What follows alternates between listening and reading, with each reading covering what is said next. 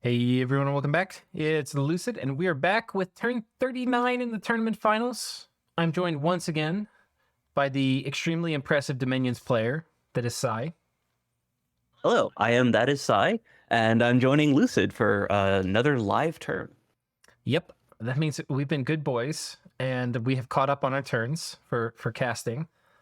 And it hasn't been that hard. I'm honestly been riding the hype train for this throughout. I've really enjoyed watching this game.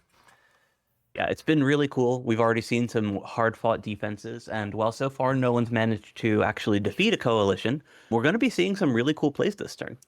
Yeah, this turn, just as fair warning, has blown up the game chat. And there are so many. This is the cheesiest turn I have seen in a long time. There are so many different flavors of fromage that, yeah, it's going to be fun. So, Yeah, and we've discussed some of them actually already, but we're going to very briefly look at another exploit, or another unusual mechanic, let's just say, yeah, that some are calling an exploit in the chat. yeah, maybe not a fully thought through mechanic by Illwinter. So,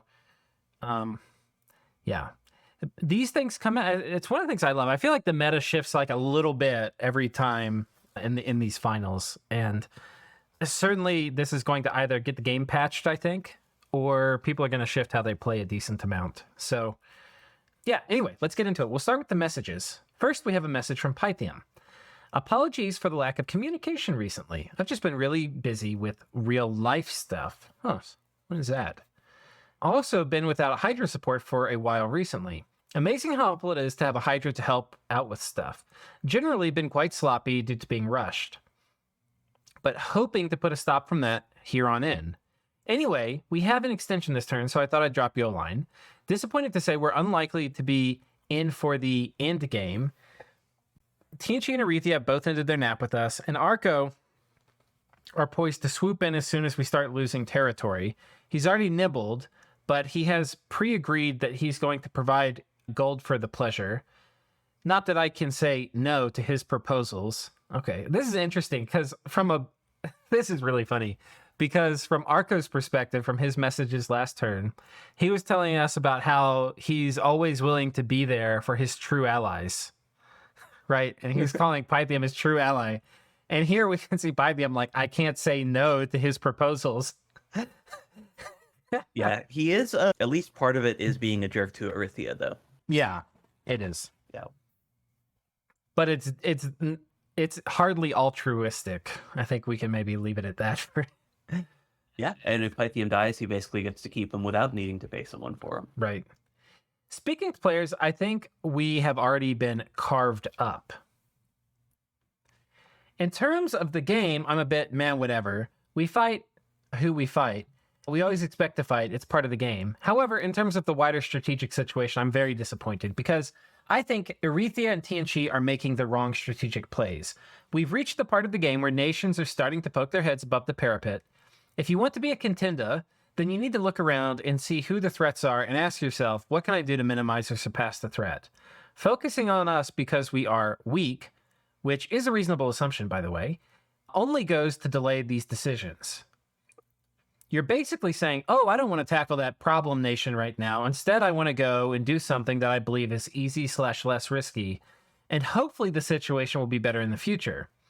This is a risk because if the nations you fear are accumulating faster than you are, then you're letting the gap increase. I don't necessarily agree with that last one in terms of at least Arithia and TNG's position, because TNG at the moment has the most gem income. So what they need is to grow and then exploit that gem income. So doing things like putting up globals, maybe getting some artifacts, otherwise basically finding ways to convert their existing resources into an even larger material advantage so that they can snowball, right? So Yeah. killing and eating a weak nation is a great way to do that. That's basically just like trying to get a return on your investment and to continue to grow and continue to have essentially the same style of advantage as what you already have.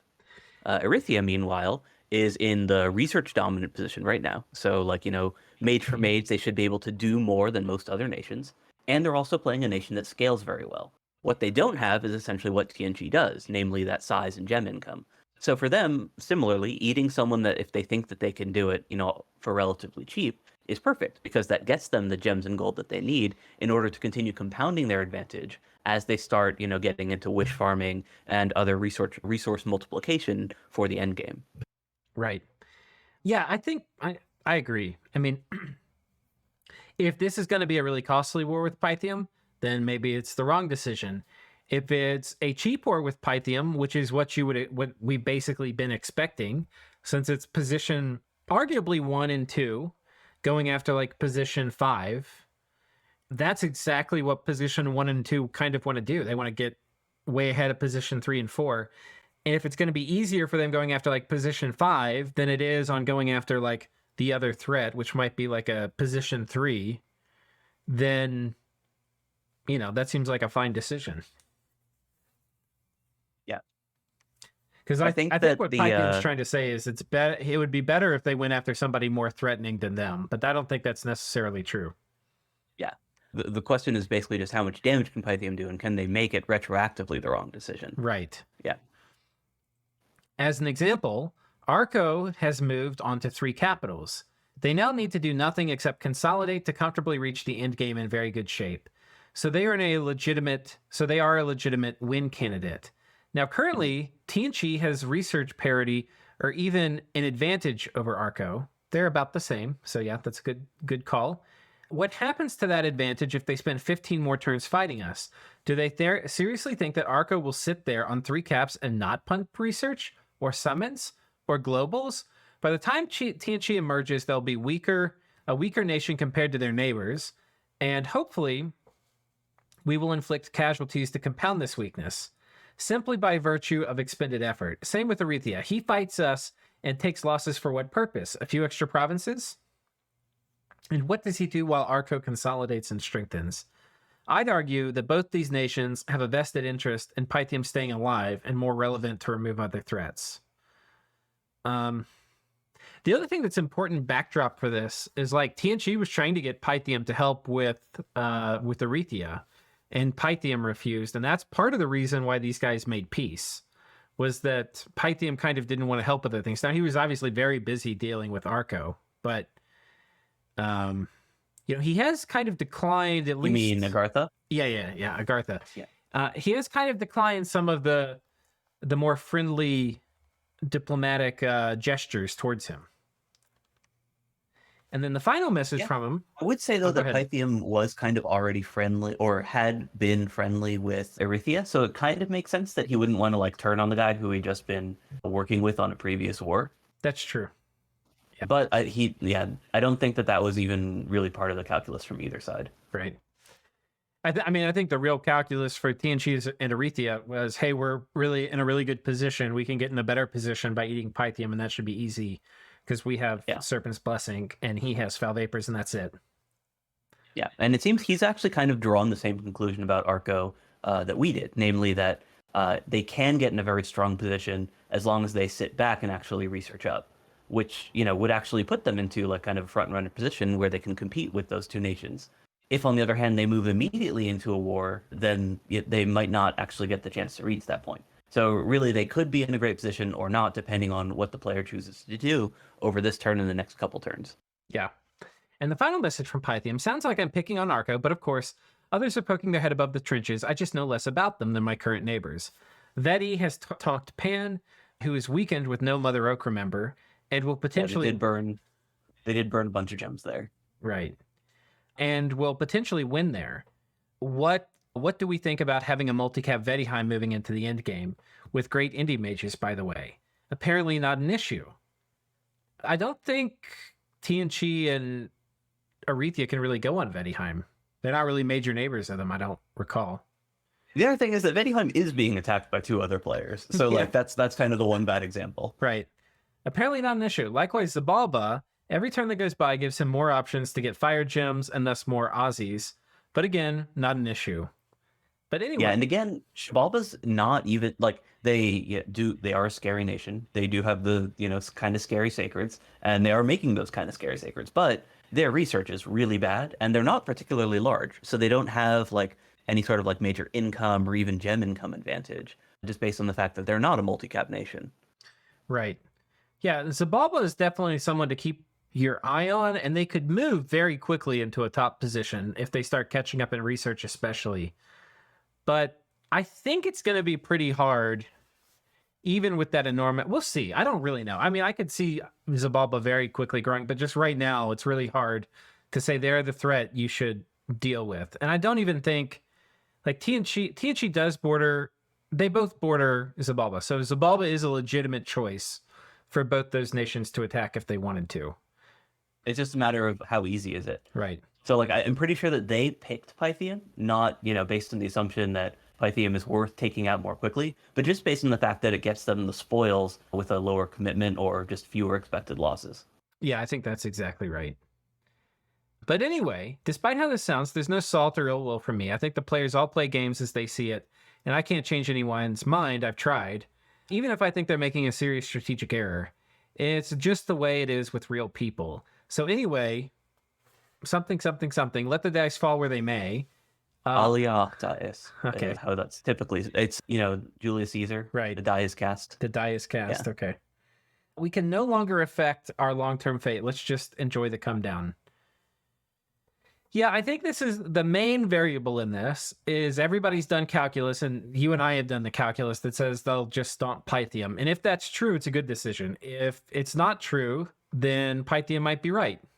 So we'll just have to see how that goes. And yeah, let's go check out the one message from their aggressor here. Demosthenes here. Our plot to be able to upgrade the Throne of Water failed. We can still only upgrade to a Palisades. The Pythium War begins. Arco having... Yeah, that bug is annoying. Yeah. Arco having started vulturing in a way that cuts us off from part of Pythium while our nap is counting down definitely feels like the antagonistic move that nets Arco a couple unforted provinces in the short term, but results in TNG being very motivated to join a coalition against you when the opportunity presents itself. Not something I'd be doing when I just took a third capital and landed myself in position 1. No, I don't think Demosthenes would do that, but I do think that the Arco player would do it. In fact, I'm hardly fazed by his move. Yeah, what's funny is like he's not even really vulturing. I mean, kind of, but yeah. Yeah. And so far, he's just gotten away with it. He has poked so many of his neighbors and pissed them off, but nobody's ever wanted to do anything about it. So we'll see if that ever changes. Yeah, they've all been busy. Yep. Busy going after what they think are softer targets. Yeah. We don't have a message from Arethia. Well, let's just go through all of them, because I know once we get through these messages, we're going to just be off talking. So this assassin plus air elemental drop was another big loss. This is the doll that he got killed by these air elementals that I probably could have anticipated more or less. 65 gems worth of gear and 3 mages gone. Marignon's playing a very good resistance game, even when he doesn't have much of a chance to turn it around. The only thing I keep wondering is why he didn't make a Rod of the Leper King 10 turns ago with the Revenant to bring his devils in. That alone should have won him that big fight. P.S. I now have both David and Goliath. I guess these are heroes? Yep. Okay. I think David's like a guy with a sling of accuracy, if I recall correctly. Nice. One of them's a worthy hero. They might both be worthy heroes, actually. Okay. But yeah, so in terms of his commentary there, so I don't think that Marignon particularly actually needs a Leper King rod, because he can just move the devils 5 at a time over with the lifelong protection guys. Yeah. So yeah, he could have moved those devils over regardless. Yeah, and I mean, I think too the best use of the devils is counter raiding. He doesn't really have critical mass, in my opinion, to bring him to a major army fight. They just would die. Though maybe with enough imp summoning, if they go in late enough, it could still work. But anyway, a message from Zabalba. Gonna show off our Aussies. Let's hope they work. That's what I like to see. At long last, yeah. Another message. Also, heard people noticed our Blood 20 site. This will, of course, attract attention, even though everyone around is bigger and scales better. A pity. I agree with Vigor. Don't really agree with scales better. I don't think any nation scales better than Zabalba. Yeah, they scale really friggin' well. So, a message from Bettyheim.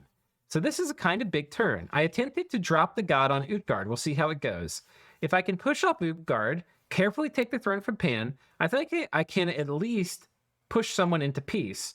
Currently fighting Utgard, Zabalba, and Pan. The grind drop is a bit of a risky approach. I take it cautiously and only go for 3 times bone grinding, but I'm risking the returning each time I do it. Why? I'm not quite sure why. I think he means because of the damage. So if you damage yourself and you have a Ring of Returning, or if you have a Ritual of Returning cast, then that automatically returns you to the capital. He doesn't have a cast, I don't think. He's doing because I picked a turn. I'm pretty sure he's doing normal returning, like casting the spell. Okay. So maybe he's worried. No, but it's an innate caster. You can't make it not cast it if it's scripted. Yeah, I don't know. Yeah, only thing I can think of is triggering a ritual. Okay. And I need to inflict as much damage as possible immediately to restrict the coalition damage. He had to alchemize some death gems. Even I had too many gems on carriers sitting on a pan force. It cost me a few sacreds, but the Gaija is twice born at least. And the Scrotty shown can move quickly with Berserk. So 4 times grinding and returning has some risks of getting whacked down by them. Okay, so he's worried. The returning, he's worried about the Scrotty. He's got, because there's 2 Scrotty thugs. Yeah, he's more worried it's actually just going to die. Right. Because the Idol with Sorcery is not very hard to kill relative to other immobiles. So I can see how it goes. Okay. And now we're done with messages. I mean, it can become pretty hard to kill just because it has an amazing buff suite. Right. But it is, it's not casting those buffs if it's dropping those bone grindings. So we are no longer the only one with Eyes of God, as Arcos Folly has cast it. So I think, don't they get a special buff to it too? I can't remember. It's not listed here in this, but I think they do. You mean like a discount? No, I thought they had like a special Arco only effect if they had Eyes of God up, but I don't think so. I know that they have a Dominion effect for scrying. Okay, maybe I'm misremembering there. Okay, so there's some really important battles. So, and there's not a ton of them. So rather than do it from the map, I think it's better to actually do this from this screen. And we will start with the Pythium Wars. So any Pythium flag we'll click on here. So Agartha is attacking. And these guys retreat out. Yeah, so that's just a holding down the fort group there. Right. Yeah. And then we have a battle between Tianchi attacking Pythium. So this is one of those battles, I believe. Nope, this is just province defense. Yep. Okay. So not one of the battles that's going to engender much drama. Right. Although it is worth noting here that he's doing some interesting minimal mage support here, where he's basically bringing in enough mages to do those big buffs, while still like theoretically protecting himself against poison stuff with the gem and gear buffed guys. Yeah. It's also worth noting that even in this relatively small force, he has a lot of items out. Yeah, it's not super low commitment. Like we saw that Thistle Mace. I'm not sure what else he had. He does get a forge bonus, so he's kind of using that.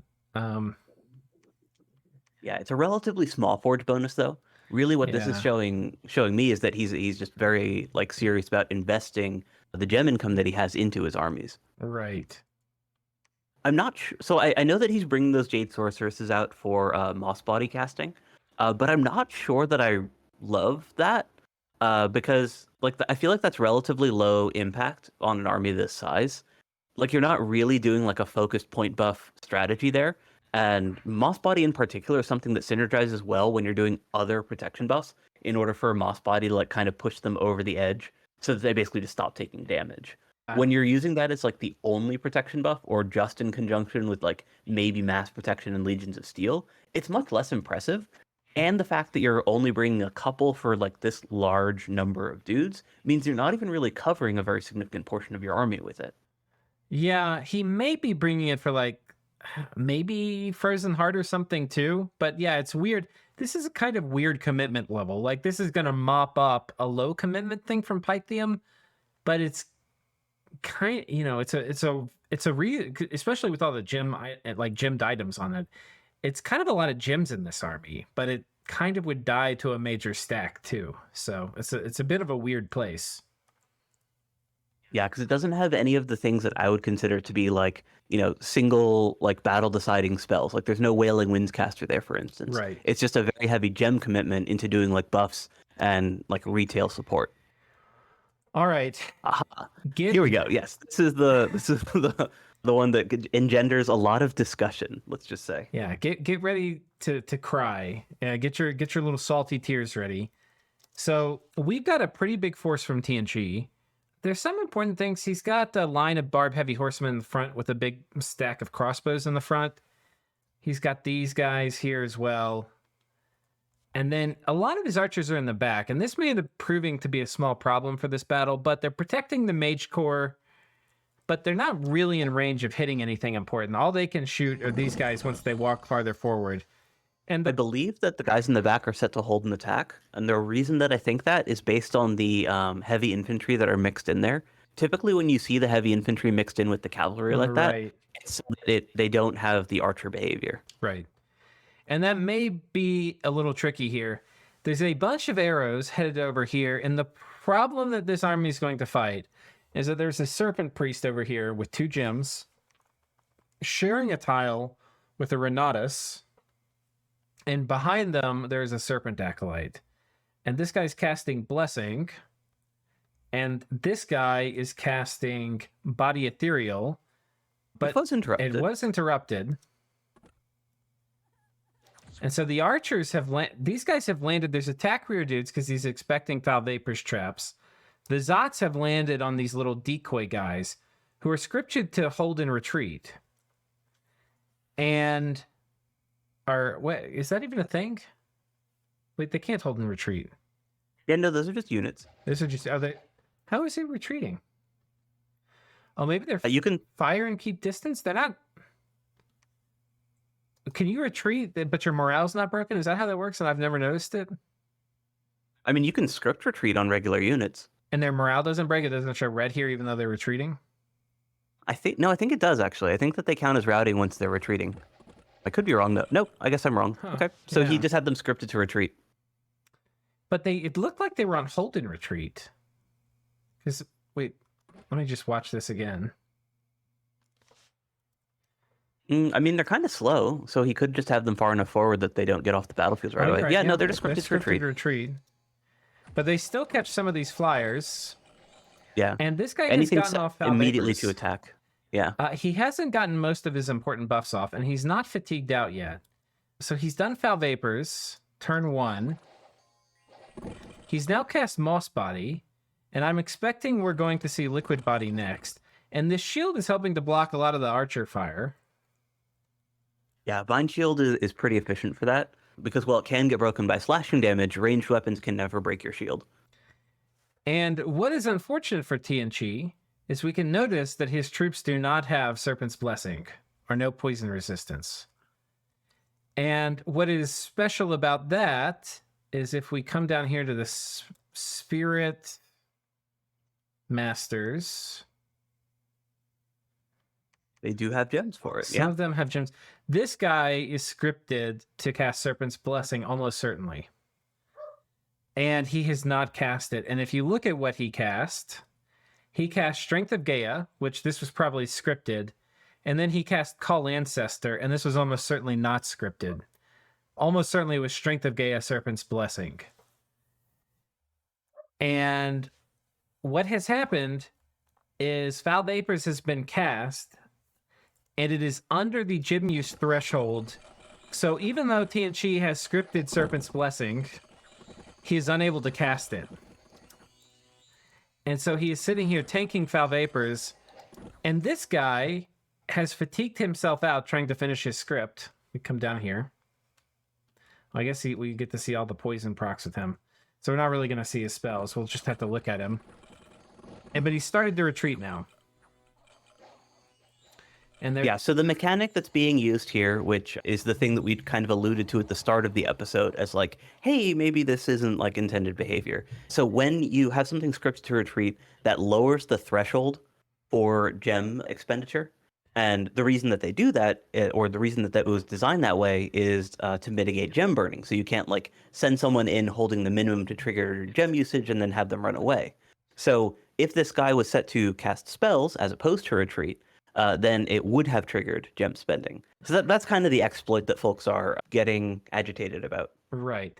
So the TNG player is very upset because they didn't know. I didn't know about this mechanic. I knew you used to be able to, and apparently you still can. I went and have tested a bunch of this stuff since I'd first kind of heard the commotion and then went and checked out the turn. You used to be able, like I knew you used to be able to cast Foul Vapors under the gem use threshold, but there was a bunch of kind of reworking of the gem use threshold, and I kind of assumed that all got patched then, but apparently it didn't. However, it was very difficult to mount any kind of complex defense where you had a decent number of units, you had support mages fluffing, you had items on the mage casting it. Those things would normally trigger gem use. So if you were going to try to sneak under the threshold, usually you would just like the commander would get picked off reasonably easily. And that would have happened here because there were a bunch of forward positioned archers. So if he didn't have a vine shield, for example, it would have gone very badly for him.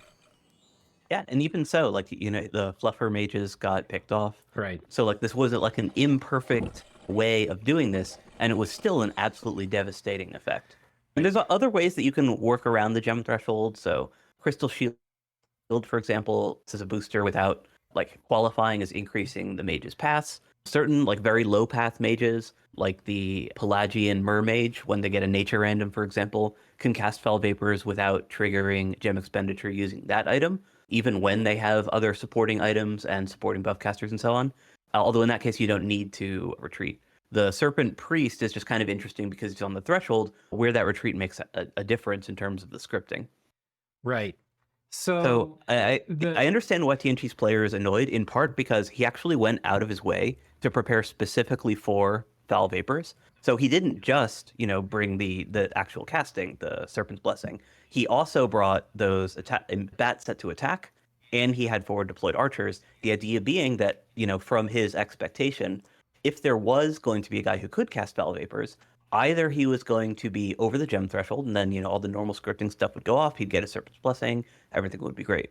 Or if he was not, or like if he was set up to fall under that threshold, then he would be vulnerable enough in order for these other counters, which TNG did bring, to actually kill them. So that's basically why he was so annoyed, because like this basically works around that. Right. And in general, I don't think it's well made that, like, you shouldn't be able to cast the battlefield wipe and not trigger gem use. I think it's like improper. I mean, I don't want to tell Illwinter how they should make their game, but I don't think it's their intention. And if it is their intention, then I don't agree with it. But I don't think it's their intention. I think they've tried to set the thresholds up so that you can't do battlefield wipes where you can't cast the corresponding counter. So I think this is just kind of like I kind of a bug. But parts of this are public. Like you can look up the gem baiting formulas on IllWiki, and you can see it and you can test it. And the Pythian player has tested this numerous times. He mentioned in the game chat. So he knew exactly what he was doing. He's put these squads in the back to catch all sorts of things. There's also a whole nother class of things that you can't use to counter this because you can't use gems. Like you can't summon air elementals to try to make it go fast. There's like actually a bunch of problems trying to get this to work. The other thing is this is not the only spell you can do this for. There's a few other ones you can do it with Rain of Stones, and you can do it with Wind of Death. Wind of Death, yeah. And those are both really big deals potentially too.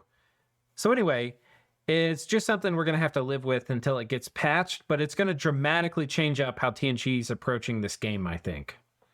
Yeah, so in Dominions 4, there was a similar, although, not quite, or I would say like potentially as challenging thing with Rain of Stones, right? Because Rain of Stones basically just did upfront damage. So when you were fighting a nation that could easily spam Rain of Stones, the way that you approached your invasion, if you were a human nation that was susceptible to like getting destroyed by it, was completely different. So like you basically had to lead your advances with things like magic phase thugs, in order so that your army was essentially friendly moving, so that you had the defender's advantage, because that was also a thing in Dominions 4. Right. Where you had to actually like The equip defender went your first, so the defender could do like turn 1 rain of stones, and it wasn't like a damage over time thing. It was like all the rains of 14 stones flat damage. fall at once, and you would like, if you cast it 3 times, you'd wipe out the whole enemy mage core before they could do anything. I mean, just once was already devastating, Yeah. was the thing, because it was 14 damage battlefield wide. Right.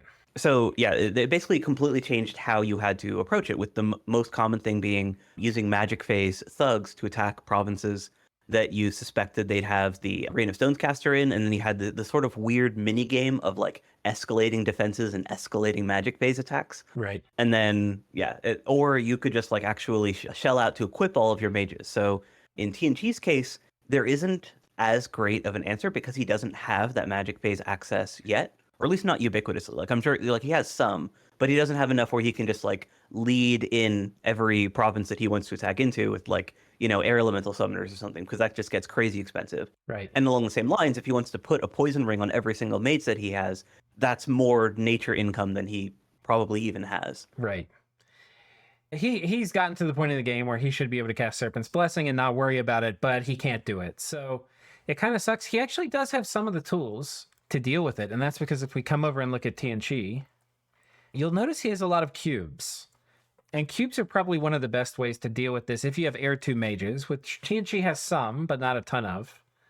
But you can treat them as budget air elementals if you can cast Gift of Flight on them, and then have them attack immediately. And they should be able to end the battle. Like four cubes on attack rear should end the battle reasonably quickly if they're flying, which will help. It won't obviously save all scenarios. But when you have those disparate retreating squads, the way that Pythium did, it can kind of limit the effectiveness of that as well, because the cubes also have to land on the desired target. Right, but if you have it would four of definitely them, help. You've got a pretty good shot, and they'll fly from one squad to the other. Like let's watch. Was this the one? Let me make sure I don't want to. It was New Spring. Yeah. So if you look at, let me put the turn clock on. So we're at round 0. We'll just see what turn Foul Vapors went off on. Because 1 or 2 rounds of Foul Vapor is annoying, but it's not as big of a deal as like 12 turns of it. 9, 10 turns. And yeah. So if you can get it shut off at 4 or 5 even, it's going to do half as much. It's going to probably cut the damage by even more than a factor of 2. So, but then I think you're right. I think mixing it in with like these magic face thugs leading the way and escalating attacks, TNG's not going to be able to doom stack around like this anymore without coming up with some pretty fancy counters. The only way that you can just like pull out your pocketbook and pay to win against this sort of thing is to just gear up your mages for it. Right. But that's crazy. But even then, you lose a ton of troops. So that's true. Yeah. You can work around that with like poison resist bless, or only using poison resist troops the way that Agartha was kind of forced to do it. Yeah. But yeah, it's not like a way that's conducive to any sort of like reasonable playstyle. Yeah, and TNG, Pythium may. So first of all, Pythium was probably planning on doing this the whole game, right? This was probably like part of the reason they picked Pythium was that they would be cheesing people like this. They may have even done it to Agartha and we didn't notice, because Agartha just really didn't have any poison ward casters. So we wouldn't have even noticed if he was under the gem use threshold. We've got a thug coming in here. This is kind of cool. So, and this is something that we kind of called out as like when we were looking at their bless, like this kind of looked like what TNG was building for, is using these guys as thugs. And this is a pretty cool setup. It's got just pretty basic amount of gear, but it's got really high protection, great fatigue mitigation, and pretty good MR. I have to assume that Race Sword is from an event though, because those items are very expensive. Well, 10 gems. Is it 10? I thought it was like 20. No, I thought that was like 10 gems. Oh, it's only 10. Okay, Yeah. Never mind. For some reason, I had in my head that those guys were like among the items that you didn't like actually make on your own on purpose. No, I like them a lot. I think there's a lot of use times when they're good to use. But there's a Yeah, lot of yeah, times yeah. they're No, not. at, Yeah. at 10 gems, that's totally reasonable. For some reason, I had in my head that they were crazy expensive. So you can see with this, he's gotten up to 34 hit points because this, of Oh, course, I will was thinking- put you above your max HP. I So was thinking of Wraith Crown. That was where I was off. Yeah, yeah, that's the 40 gem item Yeah. that you only get if you absolutely need the ablative armor of the Long Dead. yeah. But yeah, no, Wraith Sword is still good. He's not even okay. There, I think he finally took some damage, but he's hardly taking damage. He's just chopping through these things. So Yeah, he's got Moss Body resistance, great protection. but this would have been the great kind of thing to hit a Foul Vapors province with. Like this guy wouldn't have cared, would have killed everything, and you wouldn't have lost the army. So TNG definitely has budget things they can deploy. They're going to mess up a Foul Vapors kind of little province, but okay. And then coming Yeah, down, even without magic phase, if you just lead the way with those guys, it can kind of accomplish a very similar effect. right. Is this a different province? This is a different Oh, province, but it a is. similar setup, but a different Very kit. similar. So yeah. it doesn't have the Wraith Sword and doesn't have the miscellaneous items. But does have most likely the same buff suite. Yeah. Yeah. We don't Moss have Black Temper we don't Flesh. have quickness though. So the kill rate's gonna be a little slower, even though he's got a frost brand. But yeah, with an Astral Shield, he should be more or less immune to conventional troops. Unfortunately, he is not immune to crossbows. Oh, there's crossbows. Yep, no shield versus crossbows can actually do it. And he doesn't have ethereal. If he did ethereal, it might be different, but crossbows are gonna disrespect 27 protection pretty well. Yeah. So Oh, that was just that's crossbows right That was there. just crossbows. Yeah.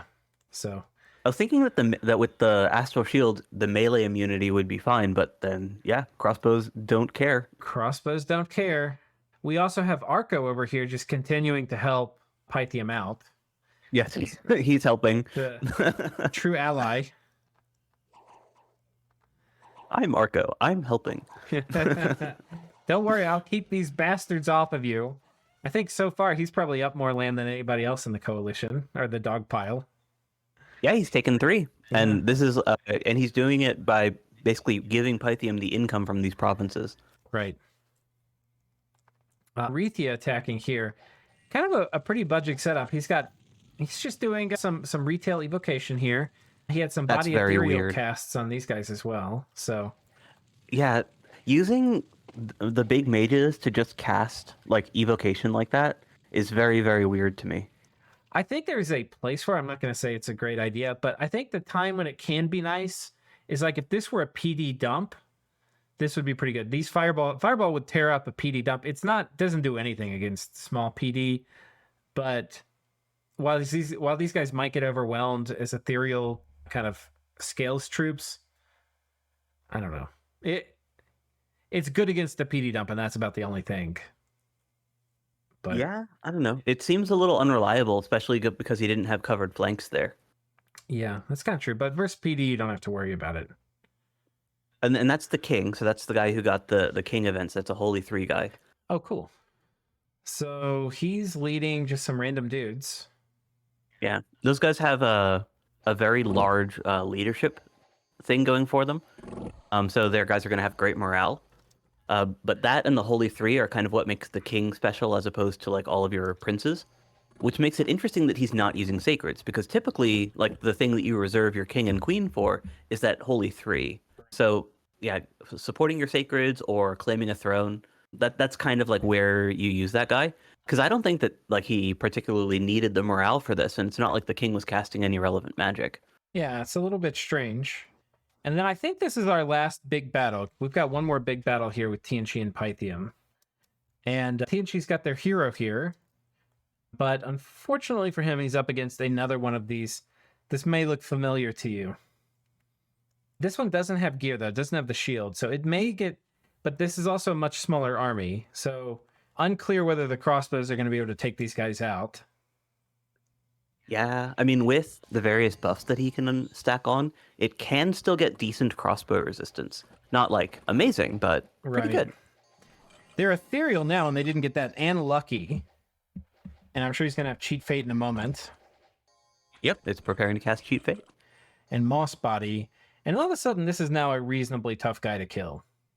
Yeah, he does still need that base protection, though. He's going to like have Moss Body protection by coming itself. in a second. Oh, Stygian skin, personal regen. Okay. And of course, as we are need to check, there is a Serpent's Blessing caster here who apparently was in his cups and forgot that he needed to cast this. Yeah, and you can see that TNG is in fact doing that thing with the cavalry where they're like, that he was trying to do that thing with his cavalry so that they wouldn't get stuck shooting, and it doesn't seem to have worked Yeah. because they are in fact shooting. And And this guy actually retreated successfully. yeah, the other guy I think barely got clipped at the end, right?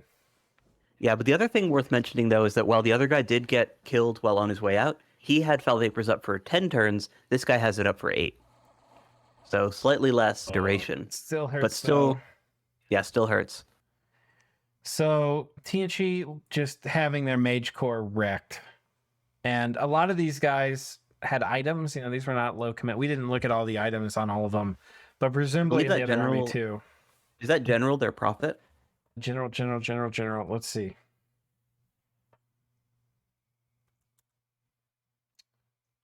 Nope. Oh no. Okay. Yeah, no, he only has one general, so if that guy's not the prophet, then he's fine.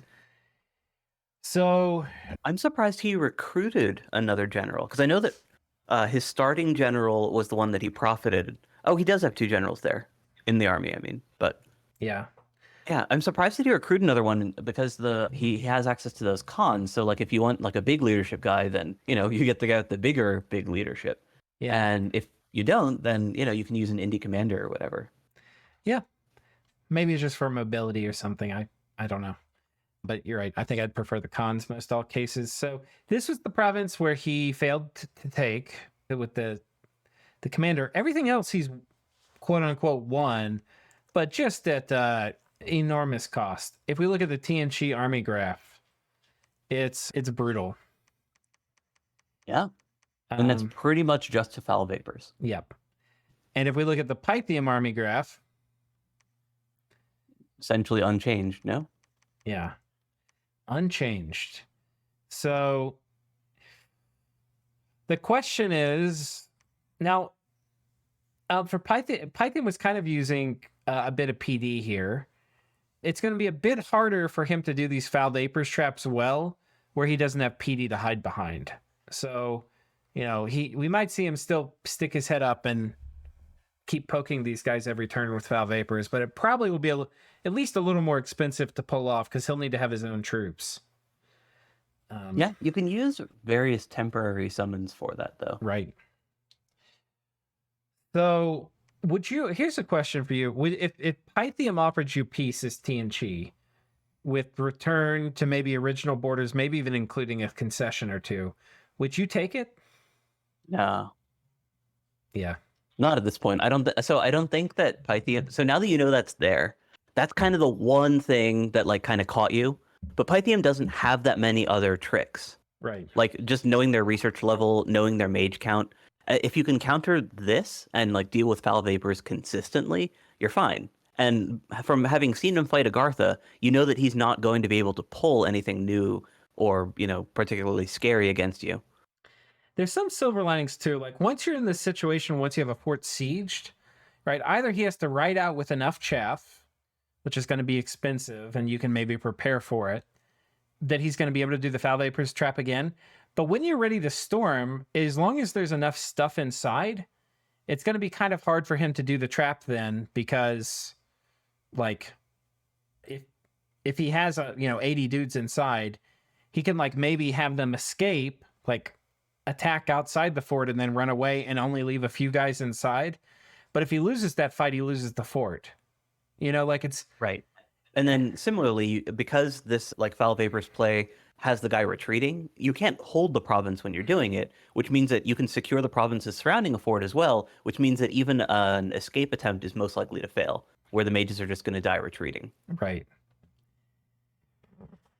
So, yeah, I'm kind of in the same boat as you. It's like, but it's going to be very hard, even if TNG plays perfectly here on out, I think it's going to be really hard to still not take this is not going to be the cheap war they hoped for. I mean, it already isn't. It already isn't. But I think even going forward, it's still, it's going to be really hard to avoid losing another 200 troops and another 10 mages. I So think it can. I think it's tricky. Like it's for sure much more annoying than if this exploit didn't exist. But I think it's doable. you think he can kill Pythium, take both of these forts, take his capital without losing 200 troops and 10 mages? So I think That that seems like really I think hard. that I think if those were the parameters, you'd have to play it very differently, and you'd have to basically lead with thugs for every advance. So basically, like you move the thugs in so that it's like a defensive situation, then move your army in behind it, or just go all in on gearing up your mages. Yeah. And even then, avoiding troop losses basically requires doing a bit of a retool, where you know summon a bunch of Pale Riders, bring those cubes up, and otherwise use Foul Vapor's immune auxiliaries rather than relying on your human core troops. There are a few other notable things that are slightly helpful, like the Ankh is nice for this sort of thing because you can do life after death and you don't have to worry about gem use. That's going to be out of reach of these guys. Arethia could potentially have it not terribly long, but But if Arythia has it, it's for Arythian mages. right, yeah. But you know they're attacking down here too, and Arethia's gonna have the same sort of problem. We'll check. I can't remember if they have PR in their blasts. They don't, because their god is Earth 4, Fire 4. This guy not gonna cast Divine Blessing? What an asshole. Well, there's no other sacreds there. Yeah, but he should cast it for himself. Come on, man. Come on, bruh. But do we see it here? Prince? And you know what's funny is now Arythia has the gray flag excuse to go take that province that Arco looted. Oh, right. I still didn't cast This is it. not an Arco province anymore. This is an Arythian province This is an with a gray Arythian flag. province. Yeah, that's actually perfect. I mean, And if they bump, oh well. oh well, sorry, you were being a dick earlier. But yeah, this was where he was helping to seal off this throne from the treacherous forces of Arythia. Yeah. Then the thing that may be important for That fort Arythia is not attacking, safe. yeah, the thing that may be important though is, well, I guess he can still get him down here. I was gonna say it's harder, like it's easier for Pythium, especially because he's been fighting Agartha, so there's more things mobilized in this theater. Like there's a lot more Serpent Priests up here, which can do Foul Vapors, than there are down here.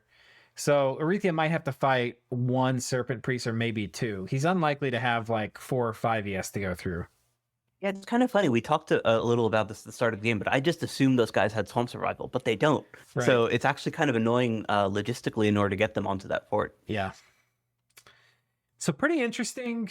Yeah, I think we can probably end the Pythium conflict here. Anything you want to say in closing about that one? No, just that Arythia has not yet made a serious mage commitment. So once again, we don't know what they're doing. Similar to like how I was super excited immediately before the TNG war, I have no idea what they're going to do. Are they going to do mass elementals with buffs, with, you know, fog warriors, mass flight on a bunch of fire elementals? Are they going to do evocation communions? Like what are they doing? We still don't know yet because they haven't actually deployed that. They've just done that, like, you know, initial raiding approach where you only send those low commitment stacks. Unlike TNG, which started with their death ball. Okay, let me turn it around and ask you from Pythium's perspective. You've had possibly the best turn you could have, given his position for opening the war.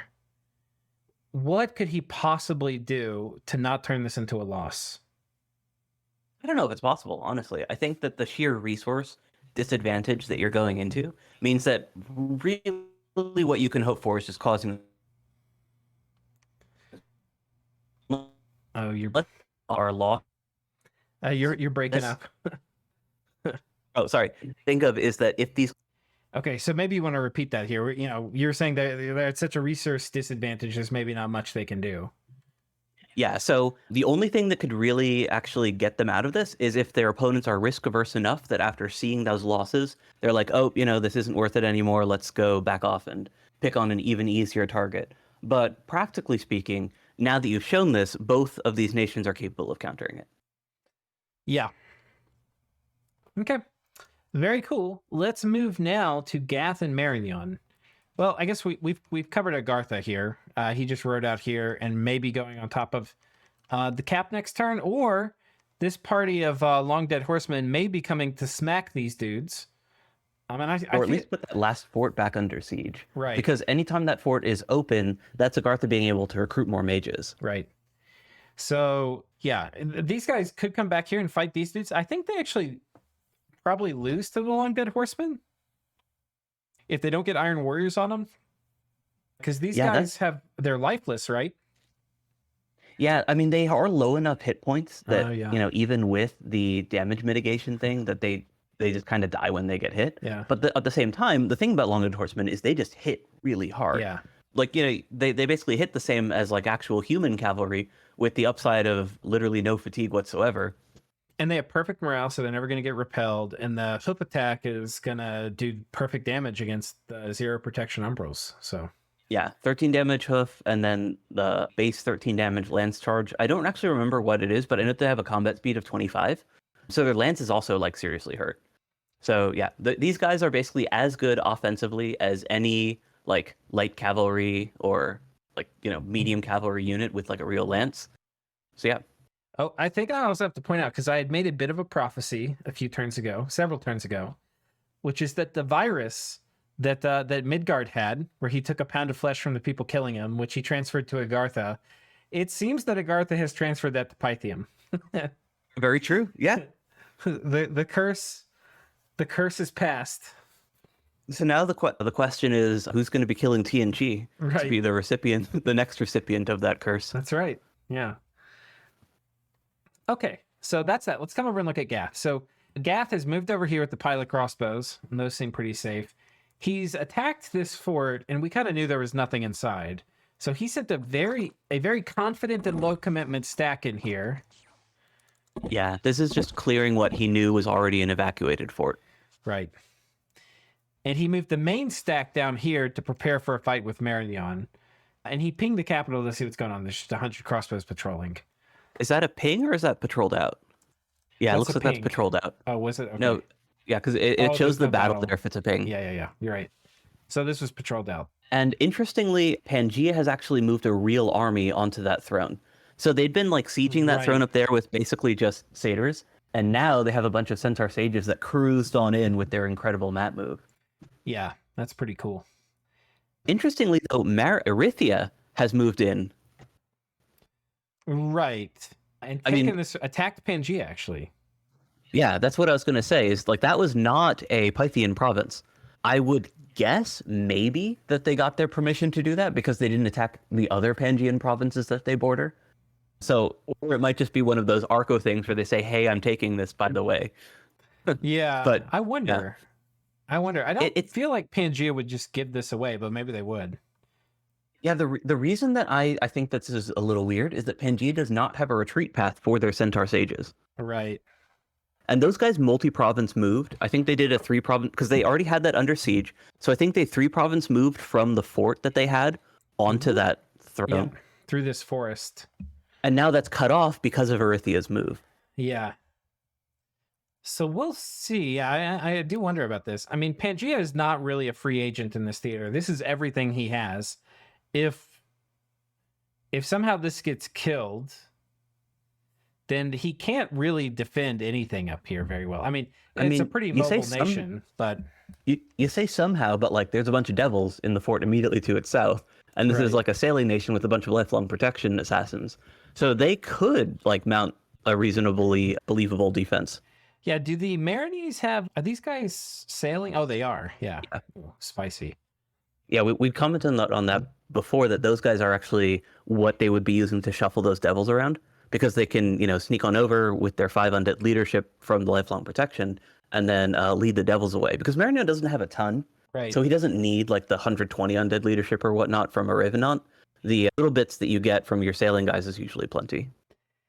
Yeah, but it makes me wonder, because if he pulls the lifelong protections over this way, they won't be there for the cap. So I feel like That's true. he's probably not going to, but you're right. He probably could. If he had all the lifelong protections here, he could kill this.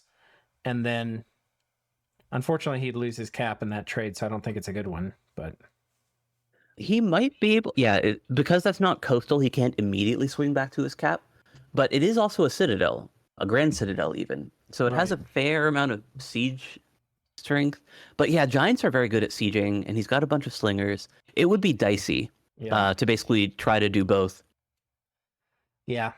Otherwise, let's just take a look at Gath. We haven't really looked at them that much. They've got, here we can see the blood hunting operations going. Wherever you see these Levite zealots, they're probably, maybe not here, but these 4 provinces, well, we don't see unrest here, but presumably there's blood hunting going on.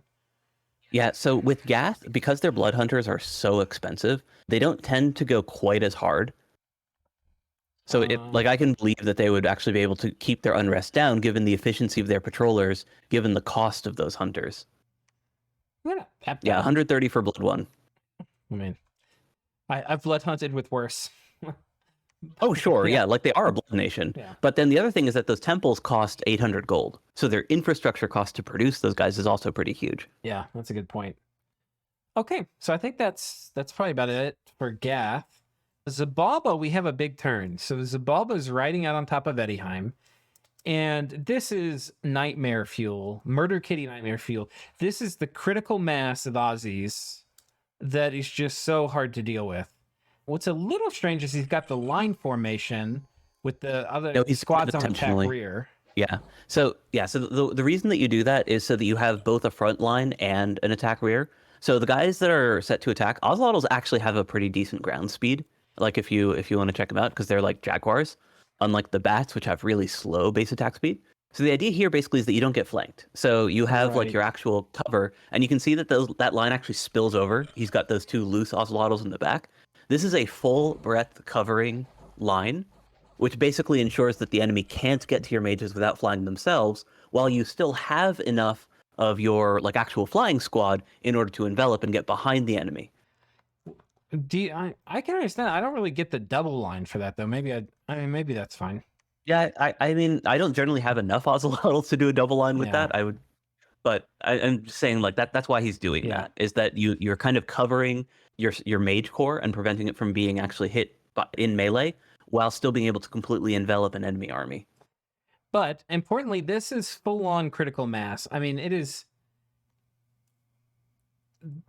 Yeah. Oh, also with the long dead bodyguards, those actually keep the HP density low because long dead have such low HP that if they're like pushing your mages, or like if they're interrupting squares, so that like some of your mages are like 2 long dead and 1 mage, that has less hit points than a 3 mage square.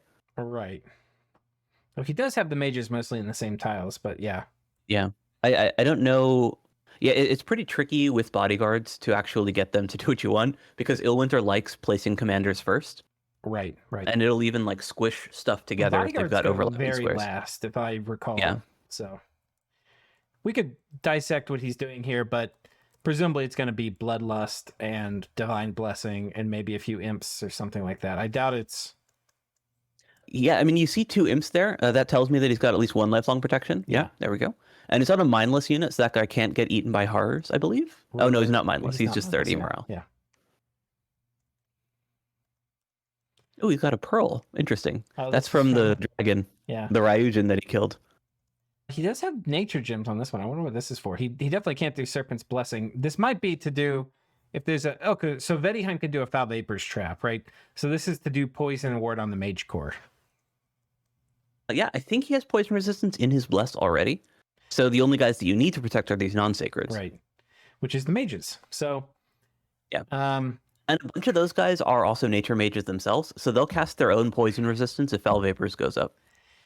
Yeah, so but this is not the kind of stack where you really worry about Foul Vapors. Like these Aussies are on turn 1 attack. Good luck trying to like do some weird thing where you're gonna like do a Foul Vapors trap. It's gonna be really hard. Yeah, these guys are just gonna eat whatever tries it. Yeah, and then this is in reserve. He's got all these Obsidian Warriors. Now, where do you think he moves them? Do you think he flies and like hits all 3 of these provinces to cut off retreat routes, or what are you thinking? That's the question. Like, if he really just wants this throne, right? Like, if he's like basically trying to bully Vediheim into giving him back just this throne, and he's not like actually committed to the coalition, then they sit there, I think, in order to prevent Vediheim from cutting his retreat path. Right. Because like, if you look at what Vediheim can do, the only thing, so like bone grinding is not going to kill those Ocelotls, right? Like they're too beefy. His god can't get rid of them that way. What he could maybe do is somehow find a way to get rid of all of the blood mages and therefore force the Ozelotls to retreat from lack of undead leadership. In which case, keeping a retreat path is basically, or cutting off the retreat path is basically the only way that Vedheim can actually make these things die for real instead of just, retreat. So investing heavily into keeping your one avenue of retreat open is incredibly important. I wonder But if that said, the Idol of Sorcery can tank these. Like Moss Body, he's gonna have to be fluffed, but like Moss Body, do they get slash resistance built in? I don't think so. I know that all the like statue things get to the resistances. Yeah, so they're blunt and pierce because Okay. this is a wooden idol. Yeah, okay. So, maybe with Moss Body and slash resistance and Well, it can't get resist. Oh, actually, it can because you can have a water 3 guy cast the yeah, water spell, the the Wave Warriors. Wave Warriors. Yeah. And then because I'm thinking if they got like they don't there's no shock resistance in this. So this army potentially can be Wrathful Skied. Yeah. If you can get the idol to actually tank it, which is hard, as you pointed out. Yeah. There's not a lot of other buffs that you can put on him. Like Soul Vortex maybe would help some. Soul Drain. Yeah. But this is popped. Now, the other thing that's very important here is that we had a magic phase attack from Vedheim onto Utgard. And if you hadn't gotten enough cheese already, well, you're going to get it now because there's a small squad of dudes that were stealthy here underneath this Utgard army that are now popped up in the magic phase. And this is the shit-eating grin, Godfather Waffles, the two-eyed idol of sorcery. And he's got this dancing shield and an amulet of anti-magic and some pearls and a fuck ton of death gems. And yeah, so no surprise as to what he's doing here. And he kind of already told us this as well. Right. So this is the bone grinding he was talking about. Oh, I have it paused. Okay. But the bone grinding one, It's interesting to me that he chose to bring the Vedi Hag in there because, as we kind of talked before, Vedi are particularly vulnerable to bone grinding themselves, just on account of the fact that those guys are squishy. Yeah. Although it looks like he was able to get cheat fate or something here too. But he cast Body Ethereal round 1, and it looks like he actually was able to survive the first cast at least, and then get it off. Yeah. The other thing that he's got going for him is that because he's in Friendly Dominion, he did get the Undying from his Bless, because he doesn't need to cast Bless. Like, that just goes off. I think these guys are here for the specific purpose of dealing with these werewolves, which it seems they're actually doing. Oh, that makes sense. Okay, yeah, And so he gets he's basically returning. using them to tank enough in order for his god to get the returning off. So the damage here is immense. These are all the Garms that Utgard has, and they're all crippled and limped. And this means when he moves around, they're going to be dying. And it means that, like Utgard, like Garm Herdings are not tanks, really. I mean, they can be, but they're primarily a killy unit. That's really what they are. Is they're a very killy unit, and with an assortment of limps and cripples, it's going to be very hard to get them to do their job now, which is run in and kill things quickly. Yeah, they're definitely not doing that anymore. And as you pointed out, many of them are going to die just from the movement. Right. And most importantly, if we look at the commanders, oh, yeah, and we kind of commented before that he wasn't really doing anything to protect these guys. No round 1 defenses whatsoever, which means that, like, regardless of what you do, you're going to take some damage from this kind of hit. right. On the other hand, this is their god, right? Like, it's designed specifically to do that. But this much damage came because of the fact that he was able to cast that many bone grindings without any defenses going up at all. No ethereal, no luck, no cheat fate, nothing. So these guys, like, even if the Idol of Sorcery is always going to be casting first, you can at least prevent the second and third casts from actually dealing damage. And that's what really pushes all these human mages over the edge. Yeah, they can pretty much all survive a bone grinding cast. It's going to be really annoying, but it's not going to kill any of them or hardly any of them. Well, And, Yeah, I and mean, if you it's get body the ethereal and DR cheat fate up afterwards, like if you do body ethereal, cheat fate, and then join a communion, it's, it kind of sucks to do that for the first 4 turns, but they'll be fine. Like, you probably won't lose any mages. I mean, those guys do have 9 HP, so they absolutely can die to just 1. But yeah, definitely a lot less than what we saw here. And I think the Nornas are base 10 at least. Because I know Nornas are old, so they have that penalty. But at least Yeah. their base is 10, so unlike the Scythe Konas, which are supernaturally feeble. So, yeah, I mean, I don't think there's not, there are things that you could have done, like we were just saying, to dramatically lower their losses. But even if they did all the things we were just talking about, the Garms would have been ruined. So then this would have been reduced to basically a Skelly spam thing. But maybe that was enough. Like he could have taken a couple forts with that and then had them sit around and read books. I mean, kind of the issue, though, which we'd been talking about before, is that Utgard's army is just not really prepared for anything.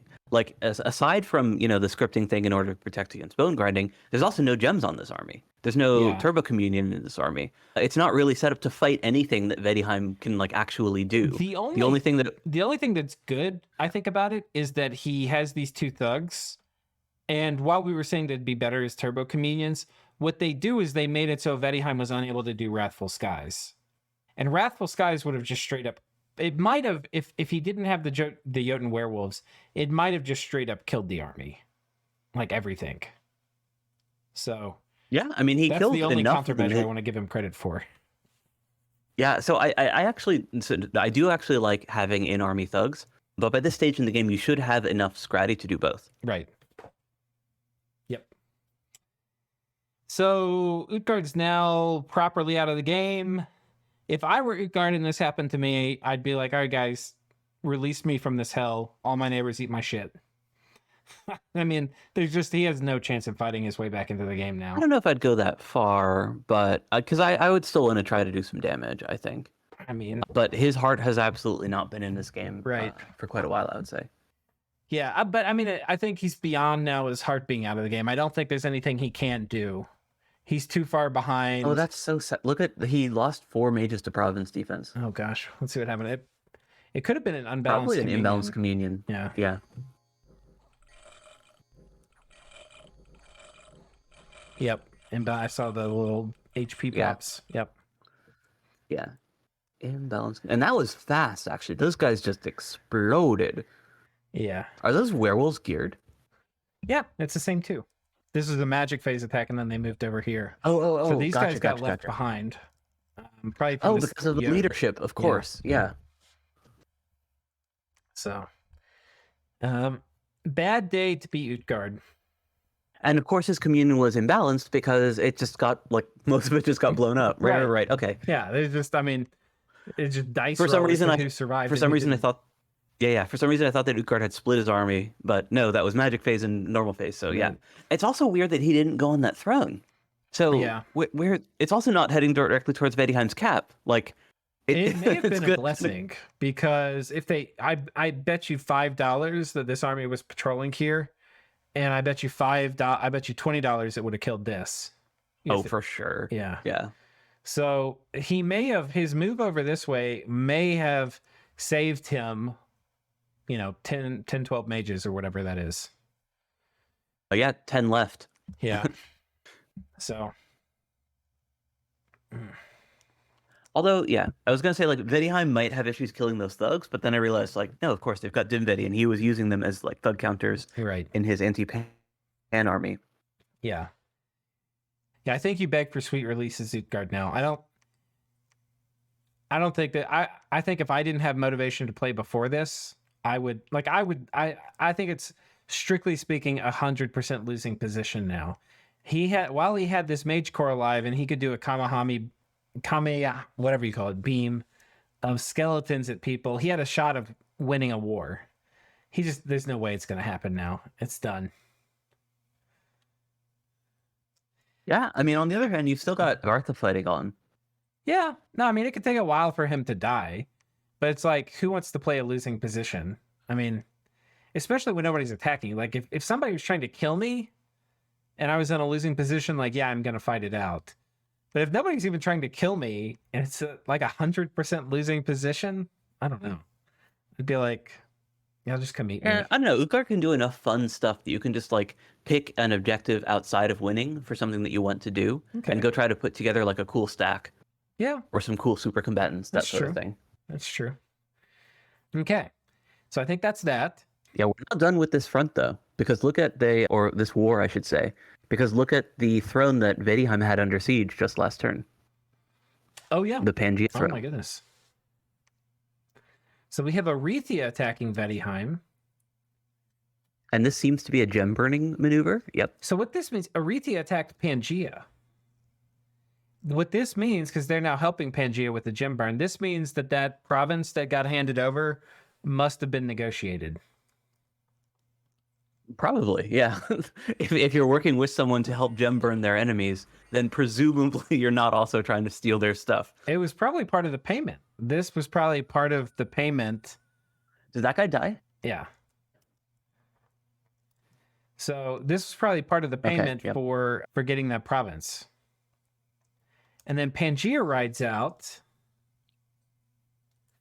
And this is a kind of strange stack. This is not the same kind of stack we've been seeing. Very weird. I've never seen anything like this for a formation. First of all the way back positioned, Centaur Sages with bodyguards with crossbows as the front and the back line. I get it, actually. So the reason that he has this set up is that he's relying on the mages to do everything. Nothing else here is intended to fight. This is strictly my mages are going to kill your army stack. And then so when I have that kind of stack, what I want to do is also put some like attention-seeking missiles at the front, like wolves or other fast-moving units. Right. With Pangea, like the cheap satyrs or harpies would work for that. And then you want some sort of evocation bait as well. But Where's it's the also rest worth of his noting army? Didn't Vedheim have like a few hundred guys? Vedheim pulled most of their army out. But he left important shit behind, like Gaija and A Wailing Winds caster. yeah. That's very odd. Yeah, because like he left a bunch of LLPs. So Yeah. this looks like just a mistake actually from Vedheim. I don't have So another Wailing explanation Winds for is this. up. Oh, that was Doom. Was that Pangea casting Doom? It was. Okay. He's got Doom. He's got Foul Vapors. Howl He's has got been Howl. cast by Pangea and Foul Vapors and Quagmire. Wait, he has a water pan? He must have empowered No, that it was then. It was a Sage. No, it's a pan. It says Foul Vapors was cast by a pan Oh, yeah. named Venomancer. So he empowered a pan for this. It's not I is it a think. rare random they can get? I know that they have a 10% random. I didn't. Oh, this is the LA pan. Here we go. Nope. Yeah, water's not one of them. I was Okay. reasonably sure. Huh. How about that? The only other way that you can get that is from an event. There's a couple events that can give water, but they're all pretty rare. Yeah. So Vedheim's Unless now you've got cooking that- back here with Foul Vapors up. They're probably going to be getting the occasional route here with the Wailing Winds, but the Solar Brilliance is also up, and that's being cast by a Centaur Sage. So these skeletons, you're going to see them just randomly disappearing as they get hit. And oh my goodness, Gifts of Heaven coming down. Yeah, so this is an odd play, but it does make sense in context where Pan's idea is basically that I've got my own stalling stuff going on, so if the fight drags out late, I'm not just going to get overrun from your fatigue play, and I'm going to be killing you basically just with magic. In this case, Evocation and Foul Vapors. Yeah, and I mean honestly, the imps. There were some Foul Vapors, not Foul Vapors, Gifts of Heaven, Friendly Fire up here when imps land. So Yeah, his bodyguard wall was definitely imperfect. But what I'm more confused about is what Vedheim did. I'm sure that we'll get a message explaining this next turn. Because, yeah, he peeled off most of his army. yeah, which I can understand, but he left too much behind for it to be low commitment. I mean, this is enough to like kill thugs or like very low commit. It's kind of one of these weird middle ground things where it's like kind of high commitment. Yeah, I mean, it's a lot of expensive gear at the very least, Yeah. with the lifelong protections out there. And maybe not how you want to reveal Wailing Winds either. Yeah, just a very odd. The only thing that I can think of that would explain it is if he thought that Pangea was going to need to wait a little bit before he rode out again with a big mage stack. Yeah. He doesn't say any. Wait. Well, let's see how it goes. If I can push off Utgard, carefully take the throne from Penn. Was this fort cracked the previous turn? Maybe that was the force that was going to storm it, and he didn't think Pan was going to ride out. So he was going to Wailing Winds inside the fort, make him run and retreat and die. I think that must be that would make sense. Yeah. But if that's the case, then like why not leave the rest of the army outside? Yeah, he must just not have thought Pangea was going to ride out. And Pangea has way more overhead than I was thinking. Like, look at this. Look at this reinforcement army. This is huge. That he teleported his god there too, actually, to the reinforcement army. Right.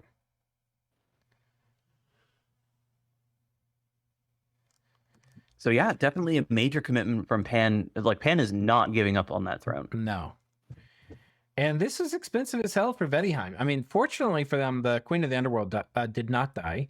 And she's twice born, so if she dies, it's not a huge deal, but she's really special. You care about each of those 2 lives. Lost an adept to the Iron Order. I mean, this was not cheap, and lost some lifelong protections here, I'm sure. Yeah, I think we saw at least 3 there, actually. Yeah, let's actually take a gander. Yeah, so he's got the Dim Betty for anti-thuggery. He's got, oh, that's more than 3. That's like 4, looks like. So this guy had some gems. She survived, so this wasn't lost. 1, 2, and this guy had other. Oh, right, that was the assassin with the bow, yeah. 3, and a true shot longbow. 4. All right, so 4 lifelong. I think it's just 4. Yeah. And did any of the Dim Betty live? No. No. So he probably lost all 4 of those. That is a major gem loss. 160 slaves, yeah. Yeah. So Vettiheim with a very clutch play against Utgard, but has the heat turned up to 11. They've got a huge pile of Aussies on top of one of their thrones, and I don't see them turning this Pan thing into like a major decisive win. You know, what's interesting is that I think that if their army was there and they had poison resistance up on it so that the foul vapors wouldn't kill them, I think they would have won because their army didn't die that quickly. And Wailing Winds would have eventually gotten those mages to run away. Yeah, my worry is with Solar Brilliance and Howl Up and Gifts of Heaven, they may have still gotten beat through, but it would have been a lot closer. Oh, for sure, yeah. Yeah. But for all that Centaur Sages, among their very many advantages, is 13 base morale. So in Friendly Dominion, that's 14. And then any experienced stars. Any experienced stars. That's what I was thinking of. Yeah. So those guys actually do stick around for quite a while. Basically, what makes these sages so good isn't just the fact that they have these great paths. It's that they have all of this great auxiliary stuff just for no reason. Like 23 hit points, 22 mat move, 13 morale, 16 magic. Like these guys, just all of their stats are just incredible, and they basically don't pay for it because like they don't cost much more than like a regular like human 2-path mystic. Yeah, adept researcher, they're pretty good. Yeah, they're basically what carries that nation. No, they actually cost the exact same as the LA Erythia 2-path mystic, which has essentially the same path spread, just switching out. I guess they can get Astral too, which is probably why they're priced that way. Because Ilwinter really values that, like anytime you can hit a 2-path mage. Yeah. The Mystic is the human guy, yeah. Yeah, those guys are also 90, and they even have less Adept Researcher. They're only Adept 1. Yeah, that's true. That is a really good comparison. They got Recuperation, they got a bunch of other shit. Yeah. But this isn't what you primarily make on this nation anyhow. So, but I mean, it's a good. I do think it's a good price comparison. Yeah, basically showing that they're not paying anything for all this bonus stuff that they're getting on those sages. Let's check with Arca real quick. We get to see his giant sorcerer roll out. Yeah. Oh. I mean that's a very minimal gear. Oh, it's diseased. Okay, no, so he put this temporary gem item on it. That's why it's diseased. Which a little strange to do. He doesn't have. Is he trying to kill it? You think? That's the only thing that I can think of. There's a lot easier ways to kill it. I mean, you get when you have Twiceborn proc, it will get like an affliction reset, but it's not a guaranteed affliction reset. So it's a little weird he's doing this. Yeah, I would just drown it if you wanted to. Like if you're trying to get that second form, but also I would just leave it in that form because that form is incredible. Yeah. I mean, it is a way to bless it, but I don't think it's worth it here. So yeah, I don't know. No, definitely not. Yeah, I mean, this is the best transformation chassis. So I think we got I think it was a message from Arco gloating about getting it, and it's super sick. Did he name it? Yeah, which makes the bowl even weirder. Transformation Luck Boy. Yeah. Yeah, this is really strange. I guess it does have the astral pathing on it, but still. Yeah, he did do Power of the Spheres with it, so he used the temporary gem. Does he? He doesn't have a way to do recuperation or anything, does he? No. Oh wait, Arco gets disease healers, right? They get full healers. Oh yeah, he can use the priestesses, I guess. Yeah. So that's probably still weird He's probably just not worried about it. Okay. And he can take it off and get rid of disease with the healers. So yeah, but like having your one super special thug chassis guy need to sit around and recuperate is kind of still sad. Yeah. And I also think that the benefit that you get from putting that bowl on it is just super marginal. Well, it's kind of nice. I mean, it frees up a script slot and it lets him do, save a pearl every time he casts Power of the Spheres. So. Yeah, I guess you do need Power of the Spheres in order to do Soul Vortex. Soul Vortex, yeah. So, yeah, it's reasonable. Anything else? Do you think he's doing Carcass Collection? I don't know. I feel like nature gems are better than death gems most of the time, especially as the game goes later. But I think it's the other way around. When it turns death to nature? Yeah. Really? 1 second. It's one. Yeah, I actually don't remember. Now I'm curious. These guys. Wait, no. Which guy is it? It's the bigger priestess. The Panagaeus, yeah. Can sacrifice animals and nature gems to collect. Okay, yeah, nature into death. Yep. Death. Okay. You were right. So probably not worth it. Probably not worth it. But it depends. Sometimes death's worth more if you need it. So it's definitely a nice option to have. Yeah, if you're doing Mother Oak into Tartarians. Yeah. Which, he might. Yeah, so the one thing that I do have to point out is that he is not yet needling Xibalba, and he has not yet even moved up to the border outside of what he already had on the border. So him sitting down and researching is exactly what we said he needed to do, and you can see he's catching up very quickly with that Arco. He is maybe a little bit behind Arethia in terms of slope, but he's second in slope right now. So he's the either the highest or the second highest research per turn. And that should continue to climb given his infrastructure advantage. Right. Yeah, so he is going to actually be in a front runner position if he waits long, or if he finds a way in order to deal with an Ocelotl mass. Right. Which we're not sure, exactly what he's going to be doing in order to get to that point. But once he can find that answer, regardless of what research and what particular combination it's going to need, then he should actually be like in a top tier position to win. Yeah, I think the basic thing he would need is like Will of Fates, Fog Warriors, and Army of Gold would be nice too, but that's probably not required. I think Will of Fates and Fog Warriors would go a long way to dealing with the Aussies. And Storm Staff too would be really nice. But yeah, the Storm Staff in particular is kind of like one of the things that I first think of when you're trying to fight like a Sacred Flyer blob. Yeah. Because that's kind of what's keeping them at bay. And then you also probably want an answer to Wailing Winds, although given how behind Xibalba is on research, and given that Arco presumably has already scryed his capital in order to compare, he probably doesn't need to be super worried about that quite yet. Yeah. I think there's a very good chance that Arco hits Alteration 8 before Xibalba hits Evocation 6. So. Yeah, and that will get him there. All right.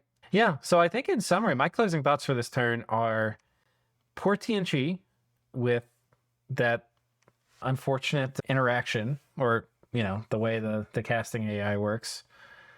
Yeah, but you can also tell that Arithia, by the way that he did those lower commitment pushes to lead in, even if Pangea had deployed the same thing against him, he would have suffered much less for it, just because he didn't have a death ball.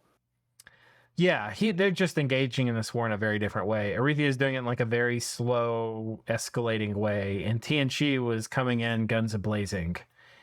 Yeah, like it wasn't just that he had like, a ton of mages. He also had a ton of gear, a ton of gems. Like he was basically set up to, just go in with whatever he had already full on display, which is interesting because that's vulnerable to a bunch of different things. Like obviously this is the trap that got triggered, but unless you know what your opponent is using, then that's very scary, right? I guess in this Maybe, case, I don't think so. I think the tech he had, if he was certain that Foul Vapors was going to go off, I mean, that Serpent's Blessing was going to go off against Foul Vapors, I don't think there's anything Pythium could do. I can't think of any other traps. I mean, we don't know what paths are on his god. He's got those 3 gray ones. Yeah, I mean, what are they going to do, though? I mean, we know that Pythium doesn't really have much else in the bank, but I don't know, like Firestorm? Wrathful Skies? He doesn't. Well, he didn't. Okay, yeah, maybe they've. I don't know if they've scried the capital, but knowing what the research is, we know Firestorm isn't anywhere close to being on the table. Yeah, but I'm just saying that, like, yeah. anytime I attack a player for the first time, unless I'm like, very confident about what they're doing, I don't like sending a death ball in first. With some exceptions. I don't either. The only time I'll do it is like in a first war where it's like towards the end of year 0, start of year 1, and I'm fighting someone that I don't think is going to have essentially any research at all. Yeah, that's a good point. Yeah, I don't know. I can totally understand TNG deathballing because I think without if Serpent's Blessing works, I don't think there's much they would have to say. But yeah, and actually to kind of backtrack a little bit and like go back to agreeing with you, they did see those battles on Agartha. Right. So yeah, he knew that Pythium was bleeding out, and he knew the research. Yeah. So. And he knew how many mages Pythium lost. Like I'm sure they knew between the mage deployment Pythium made and the mages he lost. Like even if they didn't have a score graph, he wasn't. Yeah, there wasn't a ton of juice. So, yeah.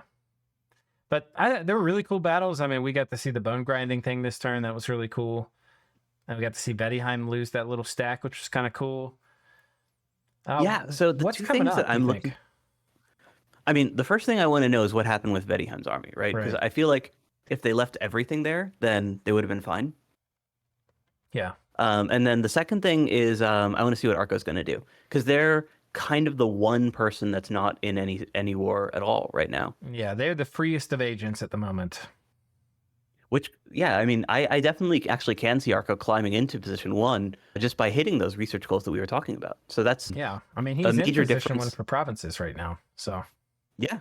And honestly, like the only reason I feel like we were discounting him was just that research disadvantage and player behavior. But the fact that he's actually taking the time to chill, he's doing the right thing, I think he's going to be in great shape. Yeah, I do too. Also, winged monkeys are cool as a transformation result because if I recall correctly, they can get an air bonus, which is super valuable on a death mage. Yeah. Let me double check that.